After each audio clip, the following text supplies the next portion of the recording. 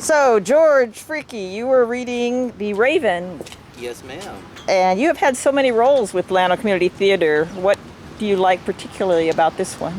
What I like about this one is the challenge, because when we were told that we were doing a dramatic reading, I was like, okay, I don't need to prepare like I normally would, where it's hours and hours of remembering lines and memorization, etc., etc.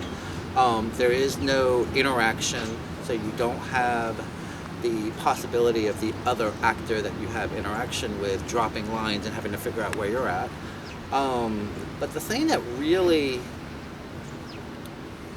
I really enjoy about this particular role is the learning the Old English.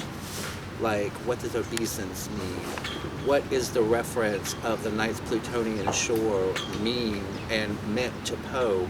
And kind of finding out about someone that I heard, you can't be 53 years old and not know about Poe.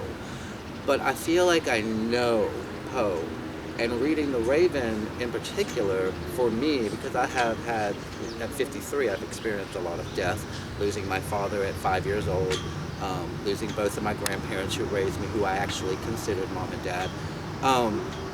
I understand that Poe felt plagued and stalked and haunted by death throughout his whole entire life, having lost three of the most important people to him. So it's brought me closer to someone that I had no real clue of.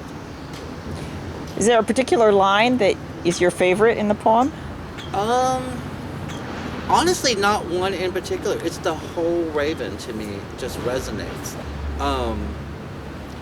From my book Surcease of Sorrow, Sorrow for the Lost Lenore, for some reason that always sticks into my head. I just love the use of surcease. Don't ask me what it means right now, Elke, because I couldn't tell you right this second. But no, I love that line probably. If I had to choose one line out of the whole thing, probably that one. All right. And if we were going to do this again next year, would you want to do The Raven again, or would you want to do something different? That's a really good question, because I would want to do The Raven again, but having kind of listened to Jeff and Charlie, although I don't think I could do them justice, maybe reading something else. I talked to a gentleman today who's asked me about The Bells, if I had read that, or if we were reading The Bells. I want to check that one out probably tomorrow morning, but I do feel connected to the Raven now, so probably would.